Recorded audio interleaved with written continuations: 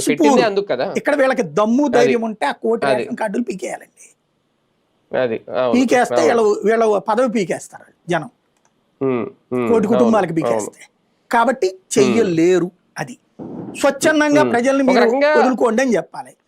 చెప్తే మాక్సిమం నాకు తెలిసి ఒక 5 లక్షలు వదులుకుంటారేమో. అది కూడా ఇవన్నీ ఇస్తానంటే, ఫీజు రియంబర్స్మెంట్, ఆరోగ్యశ్రీ ఇస్తానంటే, లేకపోతే మూసుకోమంటారు.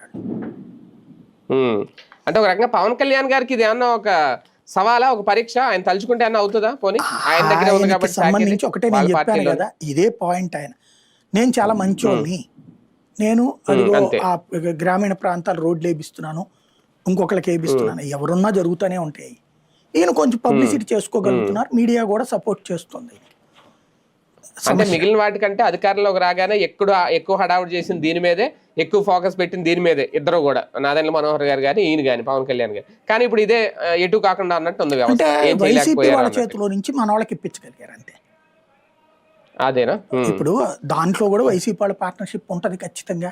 అప్పుడు టీడీపీ వైసీపీ కలిసినే చేసుకున్నారు. ఇదివరకు వీళ్ళే విమర్శించేవాళ్ళు, అప్పుడు టీడీపీతో విభేదించినప్పుడు 60-40. ఇప్పుడు 60% అధికార పక్షానికి ఉంటది. అందులో ఎక్కడ జనసేన ఉంటే అక్కడ. బేసిక్ గా ఇంకోటి ఏంటంటే వీళ్ళు ఇంకా మంచి అవకాశం కల్పించారు. ఇదివరకు రేషన్ డీలరు ప్లస్ ఆ బండోళ్ళు, దానివల్ల ఇంకొక బ్యాచ్కి కూడా ఆదాయం వచ్చింది. రేషన్ డీలర్ తో పాటు బండోళ్ళకి కూడా ఆదాయం వచ్చింది. ఇప్పుడు రేషన్ డీలర్ దగ్గర నుంచి తీసుకుంటారు. ఇప్పుడు అంతే, ఈ బండోళ్ళు లేరు కదా ఇప్పుడు.